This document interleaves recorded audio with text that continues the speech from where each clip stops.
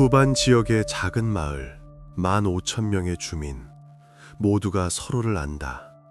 중심가에는 33개의 가로등이 있다.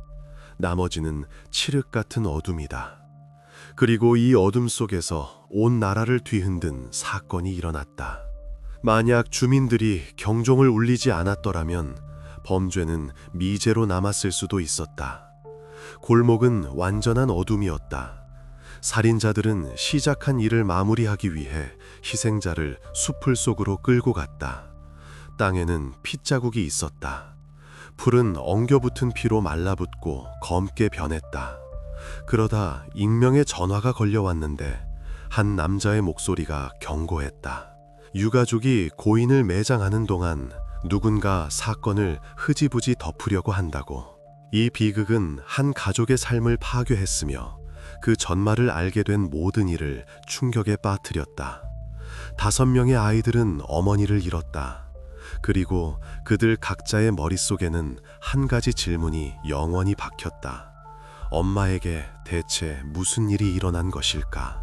나탈리아 드미트리에바 사건은 단순한 범죄 기록 그 이상이다. 이것은 공포와 은폐, 그리고 사회가 더 이상 잠들지 못하게 했을 때에야 비로소 깨어난 시스템에 대한 이야기이다. 쿠반 지역의 끔찍한 비극으로 이어진 일련의 사건들을 파헤치려는 시도이다. 주요 질문에 대한 답.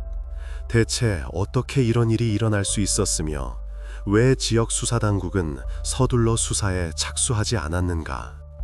이 살인사건 이후 30명이 넘는 법집행관들이 해고된 이유는 무엇인가? 알아볼 수 없을 정도로 훼손된 여성의 시신은 평생 많은 일을 겪어온 베테랑 수사관들조차 충격에 빠뜨렸다.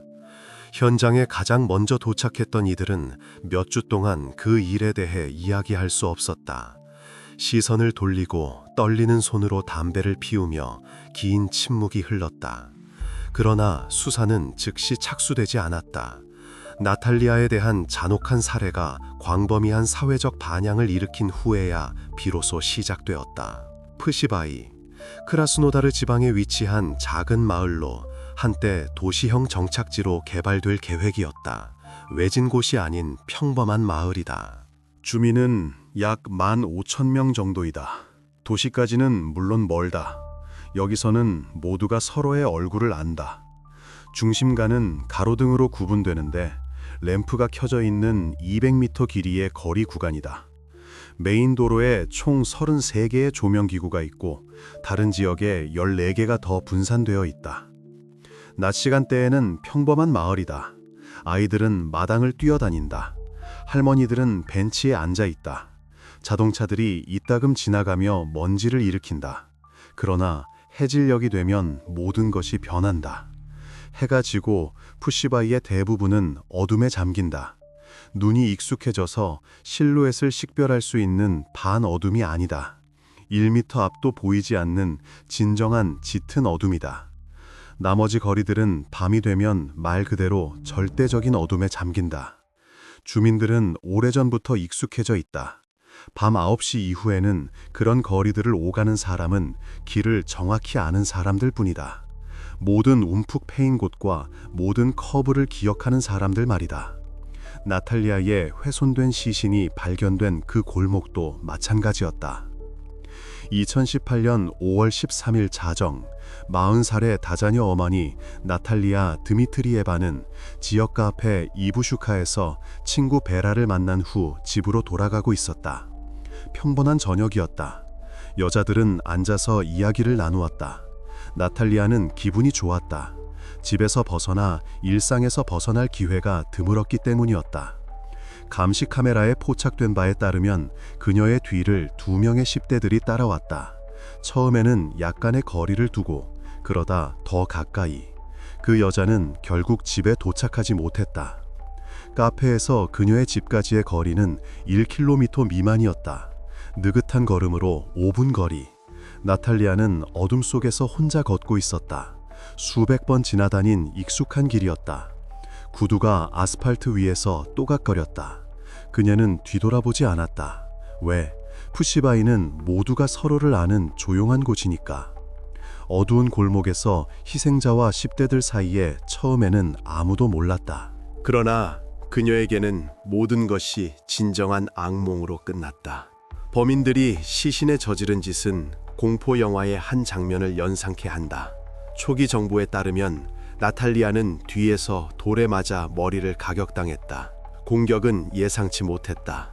여자는 쓰러졌다. 그 다음은 더 끔찍했다. 강간, 찢어진 입과 귀, 부서진 두개골, 돌로 계속해서 때렸다.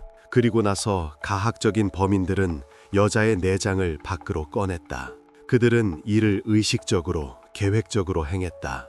죽음은 고통스럽고 끔찍했다. 불쌍한 그녀의 비명소리를 이웃들은 20분 동안 들었다. 20분. 상상해보면 긴 시간이다. 그 시간 동안 도움을 부르거나 뛰쳐나가거나 소리 지르며 응답하는 등 무엇이든 할 수 있었다. 하지만 아무도 나설 용기를 내지 못했다. 한 이웃은 회상한다. 삶이냐 아니면 이라고 반복하는 남자의 목소리가 들렸는데 두 번째 단어는 알아들을 수 없었다. 이웃은 창가에서 얼어붙었다. 들었다. 유리창 너머는 어둠이었다. 목소리들은 어딘가에 있었다. 그리고 여자는 또렷하게 외쳤다. 안 돼요, 안 돼요. 남자는 자신의 말을 여러 번 반복했다. 그러다 헐떡거리는 소리가 들렸는데 마치 그가 희생자를 목졸라 죽이는 것 같았다. 이웃은 잠시 더 서 있다가 집 안으로 들어갔다. 경찰 번호를 누를 때 손이 떨렸다. 경찰은 물론 불렀다. 20분 뒤에 도착했는데 그때는 여자는 이미 죽은 상태였다. 20분은 푸시바이 한쪽 끝에서 다른 쪽 끝까지 갈 수 있는 시간이다. 하지만 그들은 늦었다. 다자녀 어머니는 집까지 불과 100m를 남겨두고 있었다. 말 그대로 한 번의 커브, 한 거리만 남겨두고 있었다. 다른 이웃들은 이렇게 말했다. 쉬는 소리에 잠이 깨어 현관으로 나갔다고. 5월 따뜻한 밤이었다. 어떤 이는 처음에는 고양이 소리라고 생각하기도 했다. 하지만 아니었다. 한 남자의 목소리가 묻는 것을 들었다. 삶이냐 아니면 성관계냐. 이상한 질문이었다. 소름 끼치는. 그러다 여자의 애처로운 애원이 들렸다. 안 돼요. 제발 안 돼요. 목소리는 약하고 끊겼다. 여자는 숨을 헐떡였다. 그 후 그녀를 목졸라 죽이는 듯한 헐떡거림이 들렸다. 이웃들은 황급히 집 안으로 다시 뛰어들어갔다. 어떤 이는 즉시 경찰에 전화했고 어떤 이는 먼저 가족들을 깨웠다. 공포, 두려움, 그리고 이 모든 시간 동안 범인들은 계속해서 나탈리아를 구타했다. 한 이웃 여성이 남편을 깨웠다. 남편은 현관으로 나와 무슨 소란이냐고 물었다. 어두웠다. 달은 거의 보이지 않았다. 어둠 속에서 남자와 여자의 실루엣만 겨우 식별했다. 땅 위에 두 그림자. 하나는 움직이고 있었고 다른 하나는 그렇지 않았다. 그 소리에 그 젊은이는 아내가 넘어졌다고 대답했다. 목소리는 침착했고 일상적이었다. 마치 정말로 아내가 그냥 발을 헛디딘 것처럼. 이웃은 서서 귀를 기울였다. 그 순간 여자는 이미 침묵하고 있었다. 들리는 것은 그 젊은이의 거칠고 가쁜 숨소리뿐이었다. 이웃은 돌아서서 집 안으로 돌아갔다. 그 후 밤새 잠 못 이루고 그 순간들을 머릿속에서 되풀이했다. 어떤 주민들은 이렇게 고백했다. 무슨 일이 일어나는지 그저 이해하지 못했다고. 살인이 벌어지고 있다고는 상상도 못했다고. 그렇지 않았다면 쇠스랑이라도 들고 나섰을 것이라고. 다른 이들은 솔직히 말했다. 자신들도 똑같이 당할까봐 두려웠다고. 두려움이 마비시켰다. 어둠 속에서는 그들이 몇 명인지 보이지 않는다. 1명, 2명, 5명, 무장했는가, 맨정신인가. 이 모든 것이 몇 초 만에 머릿속을 스쳐 지나가고 두려움이 이긴다. 나중에 밝혀진 바에 따르면 살인자들은 희생자의 시신을 숲을 더 깊숙이 끌고 들어가 계속해서 학대했다. 흙은 푸석했고 선명한 흔적들이 남았다. 한 손 그리고 다른 손을 잡고 옮겼다. 그들은 지역 경찰관이 탄 경찰 UAG 차량이 현장에 도착했을 때야 멈췄다. 헤드라이트가 범죄 현장을 급히 비추었고 그 불빛 속에 두 인물이 잠시 동안 보였다. 그들은 탐조등 불빛을 받은 동물처럼 얼어붙었다. 그러다 각기 다른 방향으로 달아났다. 지역경찰관이 차에서 내리는 동안 그 잔인한 자들은 어둠 속으로 사라졌다. 지역경찰관은 즉시 길 위에 놓인 구두를 발견했다. 하나는 밑창이 위로 향해 있었고 다른 하나는 옆으로 누워 있었다. 옆에는 액정이 깨진 전화기가 있었다. 아스팔트에는 크고 검은 핏자국이 있었다. 지역경찰관이 손전등을 비추자 피는 계속해서 숲을 쪽으로 이어져 있었다. 그는 지원을 요청하고 지역 카자크족에게 도움을 청했다. 푸시바이에는 제대로 된 경찰서가 오래전부터 없었다. 15,000명의 마을 전체에 당직실에 2명, 그리고 지역경찰관 1명만이 근무한다. 모든 일에 3명. 뭔가 심각한 일이 생기면 카자크족이 돕는다. 본질적으로는 자원하는 민병대이지만 그들이 없으면 도저히 아무것도 할 수 없다. 훼손된 나탈리아의 시신은 바로 그곳 숲을 속에서 발견되었다. 길에서 불과 3m 떨어진 곳이었다. 카자크족은 경찰과 함께 범인들을 찾기 위해 거리를 샅샅이 뒤지기 시작했다. 여러 그룹으로 나뉘어 각기 다른 방향으로 나아갔다. 손전등이 어둠을 비추고 목소리가 서로에게 울려 퍼졌다. 시신을 본 사람들은 이렇게 말했다. 차마 볼 수 없었다고. 한 카자크족은 나중에 고백했다. 20년 동안 복무하며 온갖 일을 봤지만 이런 것은 한 번도 없었다고. 그는 돌아서서 담배를 피웠다. 손이 떨렸다. 오랫동안 현장을 등지고 서 있었고 다시 돌아볼 엄두가 나지 않았다. 그때까지 나탈리아의 집에서는 3명의 어린아이들은 엄마가 다시는 돌아오지 않을 것이라는 사실을 알지 못했다. 그들은 각자의 침대에서 자고 있었다. 숨결은 고르고 평화로웠다. 아이들의 꿈. 오직 나탈리아의 다 큰 자녀들과 남편 알렉세이만이 그림자처럼 아파트를 배회하고 있었다. 그들이 어떤 상태였는지는 표현하기 불가능했다. 알렉세이는 부엌에 앉아 한 곳을 응시했다. 큰아들은 창가에 서서 움직이지 않았다. 그저 어둠을 바라보고 있었다. 그날 저녁, 남편은 나탈리아가 친구와 카페에 가는 것을 반대하지 않았다. 그 여자는 끊임없이 아이들을 돌보느라 바빴다. 숙제, 식사, 청소, 빨래, 또 식사, 또 숙제. 멈추지 않는 반복이었다. 그리고 적어도 가끔은 남편이 집안일을 맡아 5 아이의 엄마가 쉴 수 있도록 했다. 가서 쉬어. 그가 말했다. 알잖아. 항상 아이들과 집에 있고 이 집안일들. 그는 그녀를 보냈다. 나탈리아는 기뻐했다. 서둘러 준비하고 화장을 했다. 남편에게 작별의 미소를 보냈다. 그것이 그가 본 그녀의 마지막 미소였다. 밤 10시에 남자가 전화했다. 어떻게 지내는지 물었고 여자들이 그들 집에서 저녁을 계속하고 싶은지 물었다. 차를 마시면서 더 이야기할 수 있다고. 그들은 거절했다. 이미 늦었고 내일 모두 일찍 일어나야 한다고.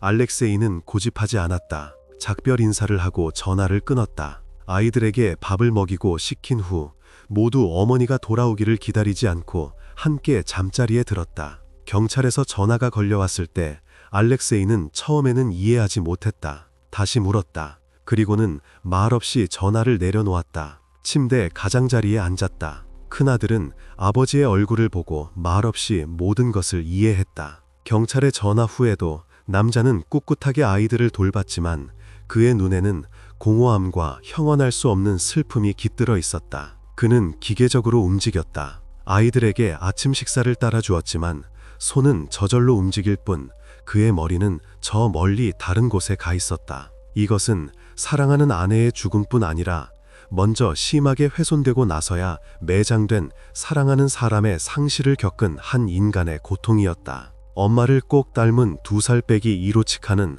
아빠에게서 한 발짝도 떨어지지 않았다. 그가 일어서면 다리에 매달렸다. 엄마 어디 있어? 하고 물었다. 알렉세이는 그녀를 안아 품에 꼭 끌어안았다. 말 없이 2살 빼기 아이에게 무엇을 답해야 할까? 큰 아이들 16세의 디마와 19세의 예부게니는 애써 꿋꿋하게 버티려 했다.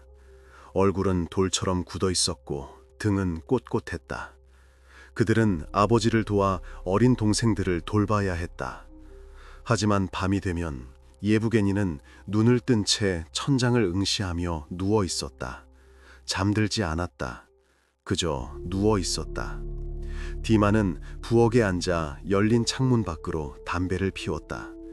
생애 처음으로 담배를 피운 것은 바로 그 밤이었다.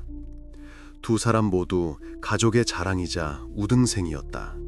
한 명은 독일에서 인턴십을 하며 농업기술자를 공부하고 있었다. 다른 한 명은 운동선수로 올림픽 메달리스트였다.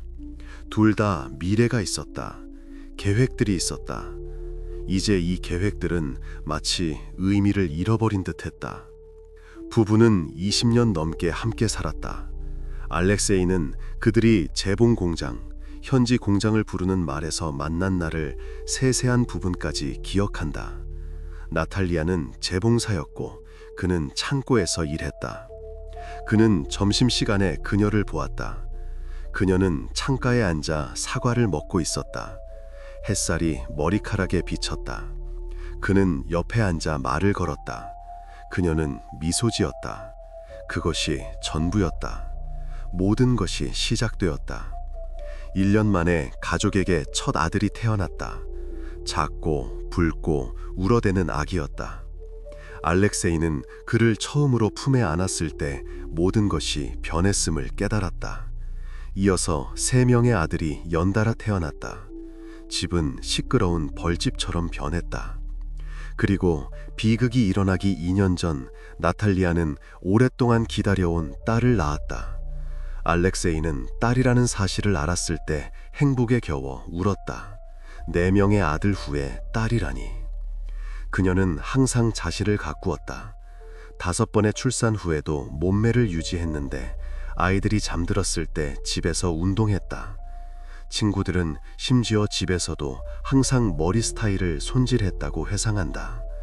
하루 종일 앞치마를 두르고 지낼지라도 머리 모양은 늘 단정했다.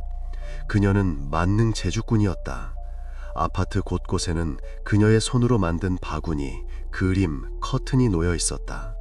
벽에는 십자수, 식탁에는 뜨개질한 냅킨이 있었다. 손은 끊임없이 무언가를 만들고 있었고 그냥 앉아있지 못했다. 운명의 저녁. 그 운명의 저녁, 나탈리아는 마을 중심가의 상점 앞에서 친구 베라를 만났다. 8시쯤이었다. 아직 환했고 사람들은 산책하고 있었다. 여자들은 서로 껴안고 산책하러 갔다. 아이들 이야기, 남편 이야기, 계획에 대해 이야기했다. 오랫동안 만나지 못했던 친구들 간의 평범한 대화였다. 아는 사람들은 불운한 이부시카로 향했고 테이블에 앉았다. 아는 답답했고 음악이 흘러나왔다. 카페 밖에는 테이블 2개가 더 있었는데 그곳이 더 시원하고 좋았다. 베라는 회상한다. 2번째 테이블에는 자전거를 탄 반쯤 취한 남자가 앉아 있었다. 그는 혼자 앉아 맥주를 마시며 멍하니 어딘가를 바라보고 있었다. 그곳 술집 근처에는 3명의 10대들이 서 있었다. 16세의 지역 청년 막심과 안드레이, 그리고 크라스노다르 출신의 20세 사벨리였다. 그들은 무리를 지어 서서 담배를 피우고 이야기를 나누었다. 때때로 크고 날카롭게 웃기도 했다. 2시간 후 그 아이들이 여자들에게 다가왔다. 이미 어두웠고 카페 안 사람들은 줄어들어 있었다. 나탈리아는 그들 중 2명을 어릴 적부터 알고 있었는데 그녀의 아들 중 1명이 그들과 함께 학교에 다녔다. 아이들도 자신들이 누구에게 다가가는지 알고 있었다. 아무런 문제도 없었다. 여자들은 10대들과 다투지 않았고 거리를 유지하며 존칭을 사용했다. 남자아이들은 보드카를 마셨는데 병이 테이블 위에 버젓이 놓여 있었다. 여자들은 맥주를 마셨다. 가볍게, 약간만. 베라는 용의자 중 한 명, 16세 안드레이도 알고 있었다. 그 아이는 그녀의 딸과 친구였다. 괜찮은 아이 같았고 예의 바랐다. 학교 생활도 평범하게 했고 문제를 일으키지 않았다. 거기 앉아서 음악을 듣고 있었어요. 신문 후 집으로 돌려보내진 안드레이가 말했다. 그는 부엌에 앉아 물컵을 손에 쥐고 주무르고 있었다. 조용히 천천히 말했다. 그들은 예의 바랐고 베라 아주머니, 나타샤 아주머니라고 불렀어요.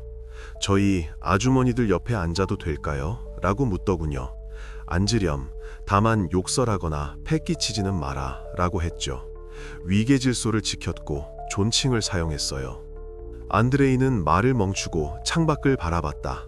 그리고 다시 말을 이었다. 그 후에 사벨리와 막심이 왔어요. 같이 앉아 있었고 아무도 싸우지 않았고 그런 일은 없었어요. 모든 것이 괜찮았어요. 누군가 농담을 하고 그랬죠. 예비 분석과 증언들은 안드레이가 이 잔혹한 범죄와 무관함을 보여주었다. 그의 알리바이는 확인되었고 일치했다. 기자들이 그들의 집에 왔을 때 그 소녀는 아버지와 함께 울타리에 페인트 칠을 하고 있었다. 아버지는 아들이 그 불운한 저녁 상황을 설명하도록 허락했다. 옆에 서서 듣고 담배를 피웠다. 때때로 고개를 끄덕이며 정말 그랬다는 듯이 했다. 그 소년의 말에 따르면 막심과는 자주 어울리지 않았다. 학교나 길거리에서 가끔 보았을 뿐이었다. 아는 사이였지만 친구는 아니었다. 같은 학교를 다녔지만 반은 달랐다. 10대의 말에 따르면 막심은 학교에서 문제가 있었고 선생님들과 잘 지내지 못했다. 말대꾸하고 무례하게 굴었다. 같은 해에 그는 홈스쿨링으로 전환되었고 아예 학업을 포기했다. 학교에 전혀 다니지 않게 되었다. 날에는 다른 학생들이 수업을 듣고 있을 때 길거리에서 그가 목격되었다. 그 늦은 저녁 여자들이 앉은 테이블에 안드레이가 가장 먼저 합석했다. 그는 베라 아주머니와 대화를 나누며 딸에 대해 학업은 어떤지 어떻게 지내는지 물었다. 그 시간 길거리에는 막심과 그의 크라스노다르 출신 친구 사벨리가 서 있었다. 안드레이의 말에 따르면 그는 사벨리를 살면서 3번째 보는 것이었다. 첫 번째는 그가 막심의 집에 왔을 때, 두 번째는 일주일 전 마당에서, 세 번째는 바로 이 카페에서였다. 안드레이가 여자들과 함께 앉아 있는 것을 보고 다른 2명도 테이블에 합석했다. 막심은 나탈리아 옆에 앉았고 사벨리는 맞은편에 앉았다. 그들은 조용히 앉아 있었고 아무도 다투지 않았다. 사벨리가 한번 나탈리아 아주머니에게 반말을 하자 그녀는 그를 바로잡았다. 내가 너한테 야냐? 너한테 나는 나타샤 아주머니야. 목소리는 엄했지만 화난 것은 아니었다. 그저 그를 제자리에 놓았을 뿐이었다. 사벨리는 고개를 끄덕였고 다시는 반말을 하지 않았다. 자정 무렵 모두 헤어졌어요. 안드레이가 회상한다. 그는 테이블을 바라보고 손가락으로 식탁 상판을 두드린다. 그는 마지막 순간까지 아무런 갈등도 없었다고 주장한다. 아무도 여자들에게 성가시게 굴지 않았다. 그는 단 한 가지 세부 사항을 덧붙였다. 사벨리가 나탈리아와 춤을 춘 것 같다고. 음악이 흘러나오자 그가 일어나 그녀에게 청했고 그녀는 미소 지으며 일어섰다. 그들은 잠시 춤을 추다가 다시 앉았다. 그 외에는 아무것도 없었다. 자정에 카페 여주인은 가게 문을 닫았다. 불을 끄고 문에 자물쇠를 걸었다. 모두 흩어지기 시작했다. 베라는 안드레이에게 자신을 집까지 바래다 달라고 부탁했다. 그는 즉시 동의했다. 가게를 나와 여자들은 다른 방향으로 헤어졌다. 작별 인사를 나누며 껴안았다. 잘자, 나탈리아가 말했다. 너도? 베라가 답했다. 그것이 친구가 그녀에게서 들은 마지막 말이었다. 베라 자신은 호의 없이 다니지 않는다. 퇴근할 때마다 아들이 항상 마중 나온다. 푸시바이에서는 낮에는 안전하지만 밤에는 어둠이 두렵다. 하지만 나탈리아는 친구의 말에 따르면 투지 넘치는 사람이었다. 아무것도 두려워하지 않았고 무슨 일이 생기면 반격할 수 있었다. 성격이 간해서 남편에게도 굽히지 않았다. 뭔가 잘못되면 즉시 말했다. 꾸짖을 수도 있었고 제자리에 놓을 수도 있었다. 카페에 CCTV 카메라가 포착했다. 베라와 16살 안드레이는 왼쪽, 중심가 쪽으로 갔다. 그리고 나탈리아는 오른쪽 어두운 골목으로 향했다. 그녀의 실루엣은 영상에서 몇 초 더 보이다가 어둠 속으로 사라졌다. 체포. 막심의 친구인 20세 사벨리가 범죄 현장 근처에서 가장 먼저 체포되었다. 정확히 200m 떨어진 곳이었다. 그는 길가에 앉아 이리저리 흔들리고 있었다. 옷은 피투성이었고 손도 그랬다. 코사크인들이 그를 발견하고 에워쌌다. 움직이지 마. 사벨리는 도망치려 하지도 않았다. 그는 흐릿한 눈으로 그들을 바라보고는 천천히 손을 들었다. 체포된 그는 자신은 이 지역 사람이 아니며 술에 취해 길을 잃고 헤매게 되었다고 설명했다. 목소리는 침착했고 말은 또렷했다. 술에 취한 사람 같지는 않았다. 또렷하게 말했고 똑바로 서 있었다. 하지만 온몸에 피가 묻어 있었다는 것은 사실이었다. 나탈리아의 남편도 즉시 신문을 받기 위해 끌려왔다. 가까운 사람부터 확인하는 표준적인 절차였다. 수사관들은 늘 그렇듯이 배우자가 살해에 연루되었는지 여부를 최우선으로 확인했다. 그리고 늘 그렇듯이 매우 냉소적으로 아무 설명도 없이 그저 말했다. 알렉세이는 사무실에 앉아 수사관을 바라봤다. 이해할 수 없었다. 제가요? 제가 그녀를 죽였다고요? 그의 목소리는 무너져 내렸다. 수사관이 고개를 끄덕였다. 그럼 또 누가? 알렉세이는 그렇게 신문 과정을 묘사했다. 그는 그곳에서 몇 시간 동안 앉아 있었다. 질문에 답하고 테스트를 거쳤다. 그러고 나서 풀려났다. 알리바이가 확실했고 증인도 있었다. 그리고 아침에는 16세 막심이 이미 체포되었다. 집에서 자고 있는 그를 발견했다. 깨워서 옷을 입으라고 했다. 어머니는 소리치며 울었다. 아버지는 말없이 바닥을 바라보았다. 막심은 즉시 모든 것을 자백했다. 변명하려 하지도 않았다. 수사관 사무실에 앉아 이야기를 시작했다. 자세히, 침착하게, 감정 없이. 수사관은 기록하다가 글을 멈췄다. 잠깐, 네가 무슨 말을 하는지 이해하고 있니? 막심이 고개를 끄덕였다. 이해합니다. 그리고 계속 이어나갔다. 그의 친구 사벨리는 그때 풀려났고 그는 서둘러 크라스노다르로 떠났다. 그날 당일 첫 전철을 타고 짐조차 챙기지 않고 그렇게 떠났다. 막심의 가족은 마을 사람들의 괴롭힘 때문에 집 밖으로 나가지 못했다. 창문을 가리고 전화는 끊었다. 이웃들은 창문 아래서 소리쳤고 누군가 돌을 던져 창문이 깨졌다. 막심의 남동생은 학교에서 돌아오는 길에 구타당했다. 3명의 청년이 그를 따라잡아 넘어뜨리고 발로 때렸다. 이건 나타샤를 위한 거야 라고 말하고 사라졌다. 아이는 온몸에 멍투성이가 된 채 셔츠는 찢어진 채 집에 돌아왔다. 어머니는 그 모습을 보고 실신했다. 우리는 아무도 돈으로 빼내려 하지 않았어요. 그건 다 거짓말이에요. 어떤 악도 처벌받아야 하고 정의가 실현되어야 한다고 생각해요. 막심의 어머니가 울면서 인터폰을 통해 말했다. 목소리는 떨렸고 말은 흐느낌에 끊겼다. 우리는 괴롭힘을 당했고 막내는 학교에서 맞았어요. 우리는 밖에 나가지 못하고 위협받고 있어요. 하지만 저는 제 아들이 그런 짓을 할 수 없다고 믿어요. 우리에게는 이중의 고통이 있고 우리는 그 가족에게 동정심을 느껴요. 그녀는 말을 멈췄다가 더 작은 소리로 덧붙였다. 아니요, 저는 그걸 믿지 않아요. 그저 제 아이를 알아요. 그는 그런 짓을 할 수 없어요.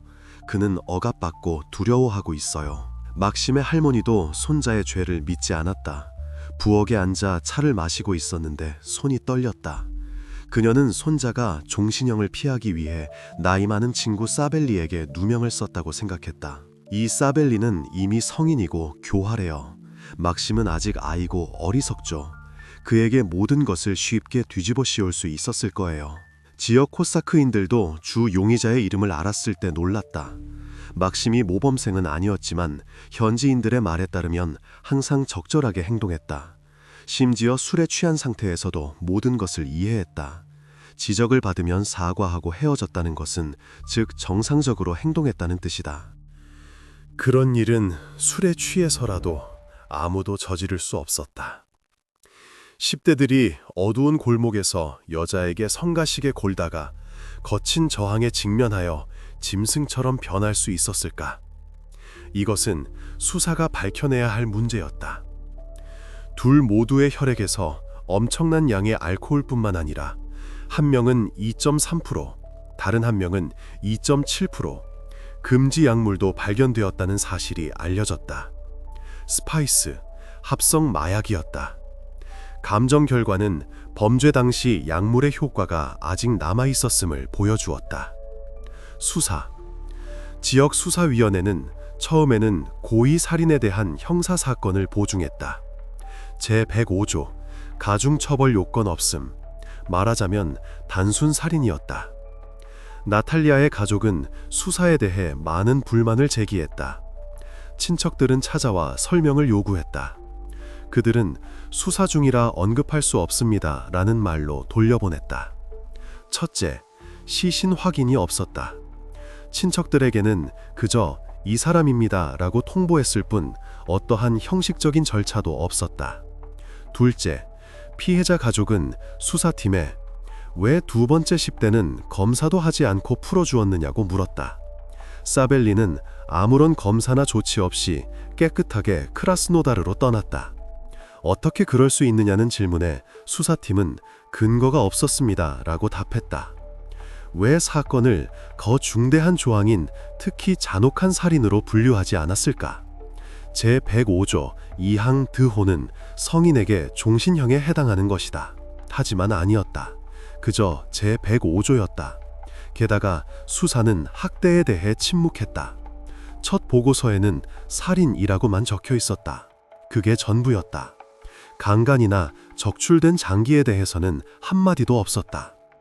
고인의 배우자 어머니의 말에 따르면 피의자 중 한 명인 막심을 즉시 심신미약자로 인정하고 정신병원에 빠르게 수용하려 했다. 구치소나 재판이 아니라 바로 정신병원으로 강제치료, 그리고 모든 것이 끝나는 사건이 종결되는 방식이었다. 가족에게 익명으로 전화가 와서 당신들이 나탈리아를 애도하고 장례를 치르는 동안 사법당국에서는 사건을 덮으려 한다고 경고했다. 누가 전화했는지는 알 수 없었다. 남자의 목소리였고 낯선 목소리였다. 그는 말을 하고 전화를 끊었다. 그러나 그것만으로도 가족이 비상사태를 선언하기에는 충분했다. 마을에는 불길한 소문이 빠르게 퍼졌다. 푸시바이에는 갱단이 활동하고 있다는 것이었다. 밤마다 사람들을 공격하는 10대 조직. 사람들은 바로 이 조직이 1년 전 골짜기에서 시신이 발견된 남자를 살해했다고 생각했다. 범죄는 아직까지 해결되지 않았다. 시신은 개들이 냄새를 맡기 전까지 며칠 동안 그곳에 방치되어 있었다. 사냥꾼들이 발견했다. 사람들에 대한 다른 공격 사례들도 언급되었다. 어떤 사람은 6개월 전에 자신을 공격했다고 말했다. 저녁에 걷고 있는데 뒤에서 다가와 때렸다. 정신을 차려보니 지갑과 휴대폰이 없었다. 다른 사람은 자기 딸이 스토킹을 당했다고 말했다. 학교에서 집으로 가는 길에 누군가가 뒤따라오는 것을 알아차렸다. 뛰어서 몸을 숨겼다. 이제 이 중에서 무엇이 사실이고 무엇이 꾸며낸 이야기인지 불분명하다. 공포는 이야기를 낳는다. 시위. 10대가 체포된 지 불과 하루 만에 푸시바이뿐 아니라 인근 정삭촌 주민들까지 엄청난 인파가 시위에 나섰다. 옛 영화관 앞 광장, 수백 명의 사람들이 모였다. 플래카드와 현수막, 사람들은 외치며 정의를 요구했다. 사람들은 공무원들에게 답변을 요구했다. 나오세요 라고 군중이 외쳤다. 설명하세요. 공무원들은 창백한 얼굴로 정장을 입고 나왔다. 그들은 마치 처형대 위에 선 것처럼 현관에 서 있었다. 주민들은 부유한 부모들이 나탈리아 살해에 대한 자녀들의 책임을 모면하게 할 것이라고 생각했다. 작은 마을에서는 누가 누구인지 모두가 안다. 막심의 아버지는 지역의 수석 산림관리인이며 힘과 뇌물로 문제를 해결한다고 알려져 있었다. 그는 인맥이 있어 라고 군중 속 누군가가 외쳤다. 그는 모두를 매수할 거야. 지역 및 마을 지도자들, 수사관들, 검사들은 옛 영화관 현관에 서서 과거의 죄에 대해 답하며 오랫동안 얼굴을 붉혔다. 사람들은 3시간 동안 불공정한 수사, 사법 당국의 무례한 태도, 제대로 된 경찰서의 부재에 대해 불평했다. 한 여성이 앞으로 나와 메가폰에 대고 말했다. 한 달 전에 도난 사건으로 신고했었어요. 저에게 뭐라고 했는지 아세요? 네 잘못이야. 더 잘 보관했어야지. 이게 우리 경찰이 일하는 방식입니다. 군중이 웅성거렸다. 또 다른 사람이 외쳤다. 그리고 제 아들이 술에 취했을 때 그들은 그를 집에 데려다 주지 않고 경찰서로 데려갔습니다. 거기서 때리고 풀어줬어요. 이게 보호입니까? 그리고 대중은 큰 방향을 얻었다. 공권력 관계자와 공무원들의 자리가 흔들렸다. 일주일 후 푸시바이 도시정착촌의 촌장이 자신의 직책을 사임했다. 그는 자신의 의지에 따라 사임서를 제출했다. 모두가 그 의지가 그리 자발적인 것이 아니었음을 이해했다. 아닙니다. 우리 지역에서는 그런 일이 없습니다. 그러한 사실은 확인되지 않았습니다. 라고 한 공무원이 변명했다. 땀이 얼굴을 타고 흘렀고 손에 든 손수건은 구겨져 있었다. 목소리가 떨렸다. 군중은 휘파람을 불고 소리쳤다. 그의 말은 웅성거림 속에 묻혔다. 때로는 이러한 사건들에 대해 이야기하는 것이 정말 중요하며 사회가 이를 무시하지 않는 것이 중요하다. 공정하게 말하자면 모든 소문이 근거가 있었던 것은 아니었다. 체포된 막심의 아버지는 결코 거물이 아니었고 목재 가공단지에서 부장으로 일했다. 월급은 평범했고 아파트도 보통이었다. 가족은 가난하지는 않았지만 부유하지도 않았다. 차는 낡았고 가구는 평범했다. 특별한 인맥은 없었다. 마을에서 활동했다고 알려진 갱단 역시 소문에 불과했다. 이 갱단의 공격으로 확인된 사례는 단 하나도 찾을 수 없었다. 모든 정황으로 보아 지역 공권력 관계자들은 나탈리아 살인 사건을 지역 부서나 모스크바의 불필요한 소음과 관심 없이 조용히 해결하고 싶어 했다. 그렇게 하면 그들의 지위를 유지하고 숙청을 피할 수 있었을 것이다. 가벼운 죄목으로 사건을 시작하고 빠르게 종결하며 보고하는 방식. 모든 것이 통제되고 모든 것이 순조롭게 진행되는 것처럼 보이게 말이다. 어쩌면 모든 것이 그렇게 되었을 수도 있다. 그리고 죄목도 달랐을 것이고 체포된 사람도 2명이 아니었을 것이다. 지금처럼 수사관들이 고인의 가족과 그렇게 친절하게 대화하지도 않았을 것이고 첫 요구에도 수사 진행 상황에 대해 언급하지도 않았을 것이다. 안타깝게도 항상 그렇게 되지는 않는다. 이 이야기에서는 결국 국민 덕분에 정의의 메커니즘이 작동하기 시작했다. 이 형사사건은 러시아 연방수사위원회 중앙본부와 그 수장인 알렉산드르 바스트리킨이 특별 통제하에 두었다. 모스크바에서 수사팀이 파견되었다. 이런 사건들이 처음이 아닌 베테랑 형사들이었다. 직후 2번째 용의자인 사벨리가 크라스노다르에서 체포되었다. 특수기동대가 문을 부수고 진입했다. 사벨리는 소파에 누워 휴대폰을 보고 있었다. 놀라지도 않았다. 당신들이 올 줄 알았습니다. 라고 그는 침착하게 말했다. 이번에는 그 역시 막심처럼 구치소에 수감되었다. 독방. 하루 23시간을 내 벽 안에서. 그리고 나중에 한 정보가 나왔다. 그 10대는 이전에 유죄 판결을 받았을 수도 있다는 것이었다. 싸움으로 인한 집행유예 기간은 이미 만료되었지만 그 사실 자체는 시사하는 바가 컸다. 언론에서는 용의자 중 한 명이 다녔던 학교 교장의 해고에 대해 이야기했다. 교장은 15년 동안 그 직책을 맡아왔다. 이제 그녀는 물러날 것을 요청받았다. 형식적으로는 은퇴였다. 사실 모두가 그 이유를 알고 있었다. 잔혹한 범죄는 주요 채널의 스캔들 토크쇼를 포함한 연방 언론의 관심을 끌었다. TV 화면 속 유명인사들은 상세한 내용을 논하며 범죄자들에게 공정한 처벌을 요구했다. 카메라, 조명, 스튜디오. 어떻게 이런 일이 일어날 수 있었을까요? 라고 진행자가 화면에서 물었다. 경찰은 어디에 있었죠? 게스트들은 고개를 끄덕이며 분노했다. 푸시바이에서 일어난 잔혹한 살인 사건에 대해 온 나라가 알게 되었다. 사건은 더 중한 죄목으로 재분류되었다. 형법 105조 2항 극도로 잔혹한 살인. 이제 종신형이 위협했다. 모스크바에 있는 러시아 연방수사위원회 본부의 베테랑 형사들이 이 사건 수사를 맡았다. 가장 큰 반향을 일으킨 사건들을 다루었던 노련한 수사관들이었다. 그 카페에 카메라 녹화본을 확보할 수 있었다. 하지만 영상은 매우 흐릿했다. 카메라는 낡았고 화질이 나빴다. 여성들이 자신의 테이블 옆에 서 있는 모습이 보였다. 그들 주위에는 10대들이 있었다. 나탈리아는 그들 중 한 명의 얼굴을 살짝 때렸다. 세게 때린 것이 아니라 오히려 밀쳐내는 듯 했다. 그리고는 떠났다. 정확히 누구인지는 알 수 없었다. 얼굴은 흐릿했고 실루엣은 불분명했다. 이어서 2명의 남성이 그녀를 따라가는 모습이 보였다. 먼저 한 명, 몇 초 후에 두 번째 남성이 따라갔다. 그들은 서두르지 않고 주머니에 손을 넣은 채 걸어갔다. 10대들은 기소되었다. 나이가 많은 사벨리에게는 종신형까지도 선고될 수 있었다. 형법 105조 2항은 심각한 죄목이다. 막심에게는 나이 때문에 최대 10년형이 선고될 수 있었다. 미성년자에게는 종신형이 선고되지 않는다. 가장 중요한 질문이 남아 있었다. 도대체 무엇 때문에 5 아이의 어머니를 그토록 잔혹하게 살해할 수 있었을까? 판결. 푸시바이에서 다자녀 어머니 살인 사건에 대한 판결은 2019년 10월에 내려졌다. 형사사건 심리가 시작된 지 9개월 만이었다.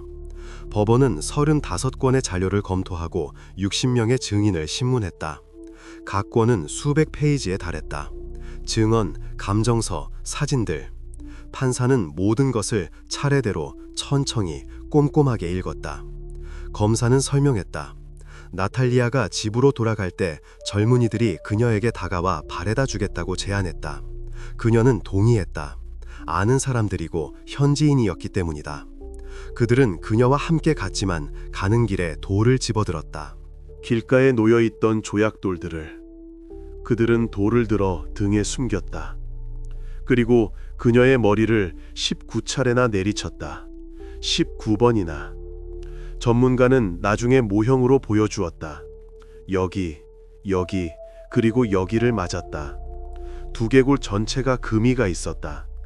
나탈리아는 피를 흘리며 자신을 내버려 두라고 애원했지만 그들은 그녀의 얼굴을 계속 때려 형체를 알아볼 수 없게 만들었다. 얼굴은 더 이상 얼굴이 아니었다. 한쪽 눈은 안화에서 튀어나왔고 코는 3군데가 부러졌다. 나탈리아가 부러진 코로 숨을 쉬려 애쓰는 동안 목에서는 피가 꿀럭거리고 헐떡거리는 소리가 났고 그들은 시신 훼손을 시작했다. 그들 중 한 명이 칼을 꺼냈다. 접이식 캠핑용 칼이었다. 칼을 펼쳐 나를 바라보았다. 그리고는 차마 말로 표현할 수 없는 짓을 저질렀다. 결국 내장은 뒤섞였고 일부는 심지어 밖으로 꺼내져 있었다. 위, 장, 잔디반 옆에 놓여 있었다.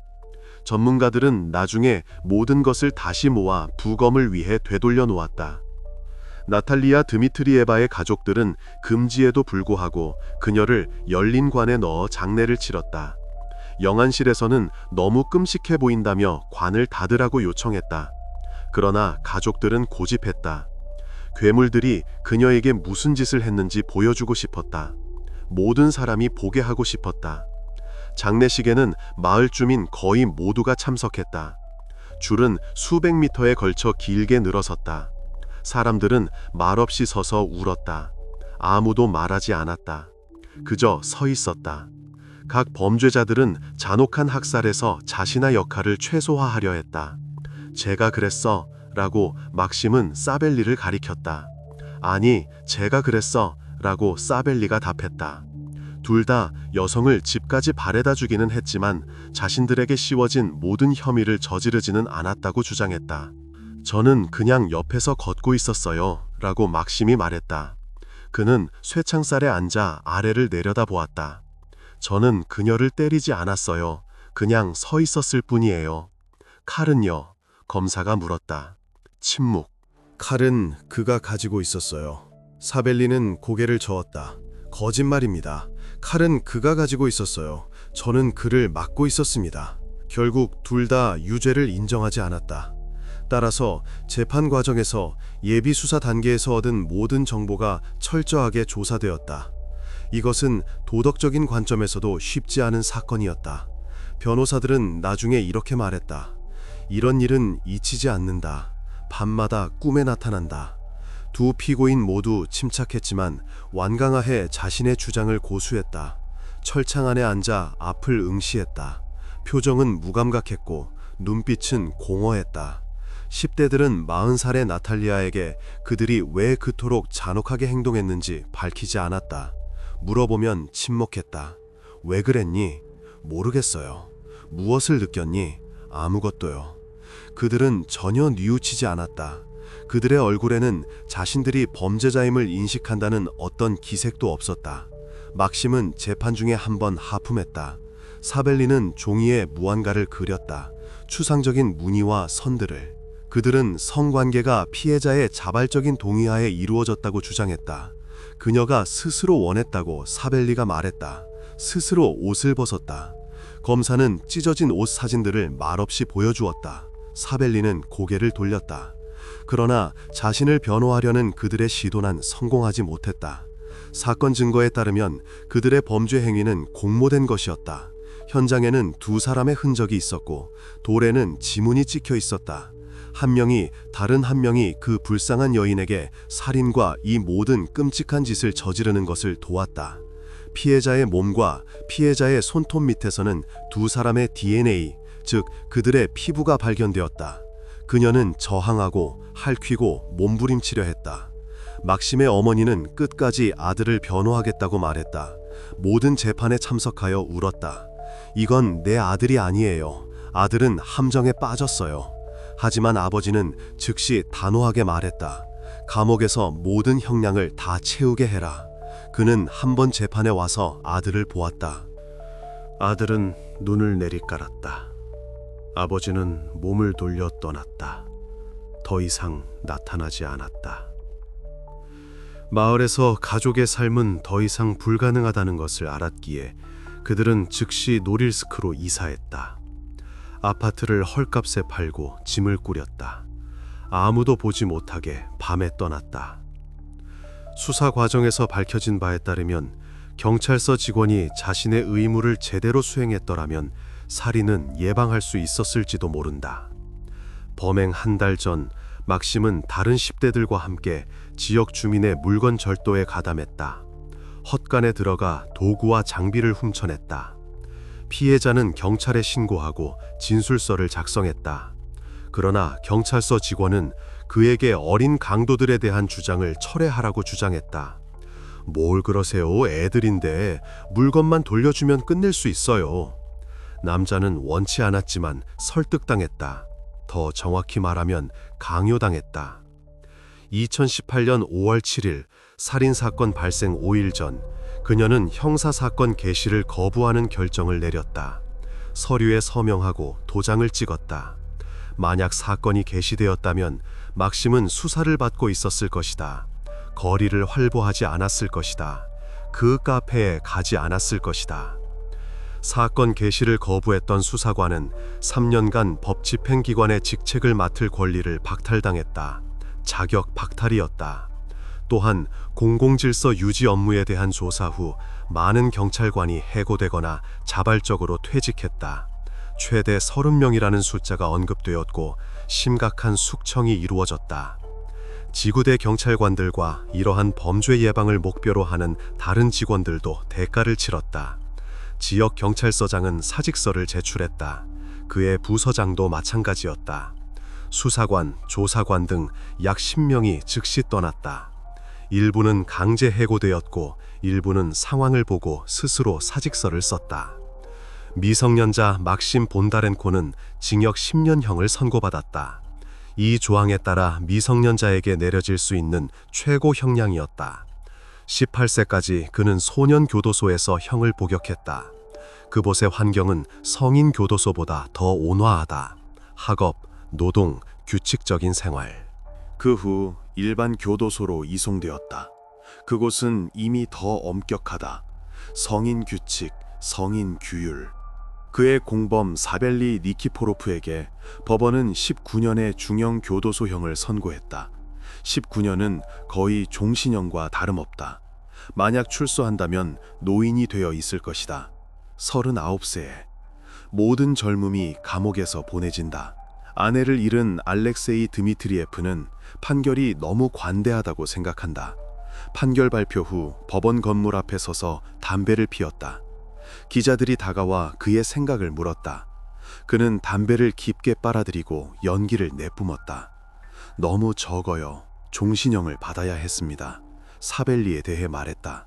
성인 범죄자에 대한 종신형을 주장했다. 현재 알렉세이는 새로운 아내의 도움을 받으며 아이들을 홀로 키우고 있다. 비극 1년 후 결혼했다. 행복해서가 아니라 필요에 의해서였다. 아이들에게는 엄마가 필요했다. 그 여성은 좋은 사람이고 아이들에게도 친절하게 대한다. 하지만 그녀는 나탈리아가 아니다. 아이들도 그것을 이해한다. 그는 아이들에게 나탈리아가 꿈꿨던 좋은 교육과 양육을 제공하기 위해 노력한다. 장남은 아버지를 돕는다. 일해서 집에 돈을 가져온다.